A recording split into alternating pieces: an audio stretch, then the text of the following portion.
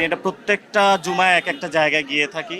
তো আমরা মসজিদ থেকে যখনই বের হয়েছি, এখানে ইসলামী বিশ্ববিদ্যালয়ের ছাত্র দল এর যিনি সভাপতি আছেন তার নেতৃত্বে হকি স্টিক বিভিন্ন যে দেশীয় অস্ত্র নিয়ে আমাদের উপরে তারা হামলা করে।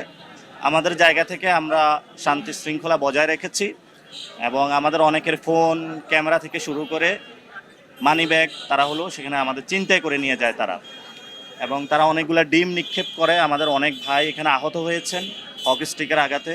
তো আমরা এটা হলো তিনজনের তারা মাথা ফাটিয়ে দিয়েছে। আমরা এটা সুষ্ঠু তদন্ত এবং বিচার চাই। তো যিনি আইনমন্ত্রী দেশের, সেখানে তার এলাকায় যদি এই ধরনের আইন শৃঙ্খলার অবনতি হয়, সেই জায়গা থেকে আমরা মনে করি যে আইনমন্ত্রী তার জায়গায় থাকতে পারে না। ঠিক ঠিক। স্বরাষ্ট্রমন্ত্রী যিনি আছেন ওনার দেশের আইন শৃঙ্খলা অবনতি হওয়ায় ওনারা পদত্যাগ করা উচিত। স্বরাষ্ট্রমন্ত্রী হয়তো এটা বিচার করবেন, অথবা আমরা ঢাকা স্বরাষ্ট্রমন্ত্রীকে ঘেরাও দিব। এটার আমরা বিচার নিয়ে ছাড়বো ইনশাআল্লাহ। 3 দিন ধরে ওরা ফেসবুকে ওপেনলি পোস্ট যে পথধারী নেতারা ছাত্র দলের বিভিন্ন